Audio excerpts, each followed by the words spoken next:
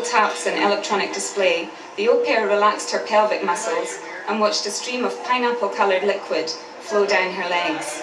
It tainted the white tiles and then was gone, washed away by the designer jets of water that branded her back.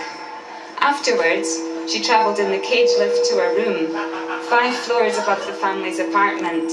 She lives at the end of an uneasy corridor of discoloured doors, with a constant buzz of televisions coughing and sighs. Inside, he said when they first met, swaggering around like a miniature Sarge Gainsborough. The gigantic little girl, on the other hand, never said a word. The caretaker told her Madame had employed 6 au pairs in the past year. That's what's wrong with le bébé, she pouted. Too many nannies, no stability. The problem in the sink remained.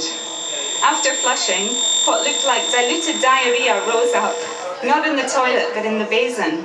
She knew you got nutritious water in PT areas, but that was in the hills, not Paris. And PT water came from taps, not the plug hole. Paris was peatless, and this was meant for the sewer. She tried to ignore it, then learned to live with it, coming in and flushing the toilet just to check that it was real. Sometimes she worried that it would keep going, flowing around the top of the sink and around the room, like the fairy tale about the magic porridge pot. The brown slime reached its peak near the top of the basin and started its descent, leaving pieces clinging to the porcelain. She didn't want to ask Madame about it. If they put her in a room with a toilet, who knows what they'd think was acceptable? At least the view from her room showed the Parisian skyline, the ornate balconies.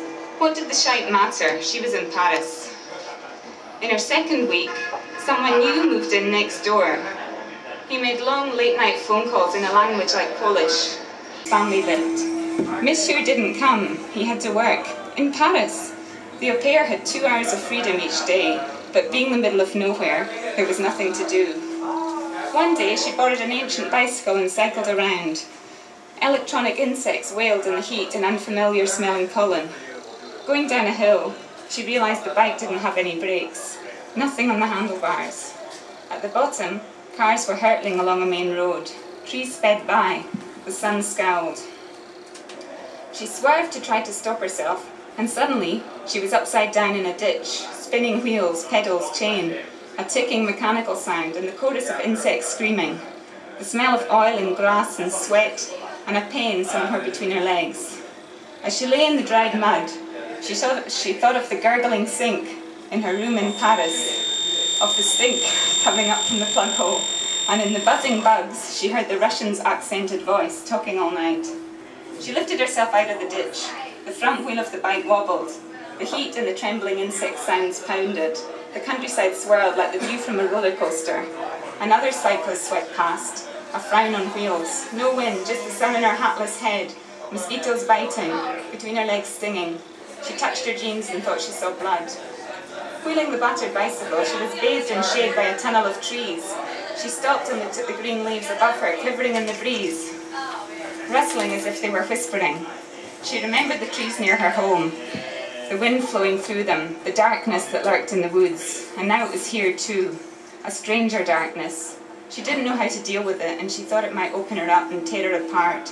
In her nightmares, there were always impossible panics, latenesses and mistakes, exams that she was bound to fail. The leaves whispered accusingly, mocking her, as if some schoolboy was dangling them to tease her.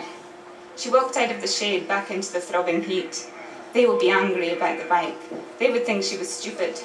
As she got closer to the house, she saw Madame standing around, twitching. "What did you do to the bicycle?" She rolled the bicycle towards her, searching for words in French. "I fell off," she said in English. "I had an accident." "You are okay, no?" said Madame. "You were walking."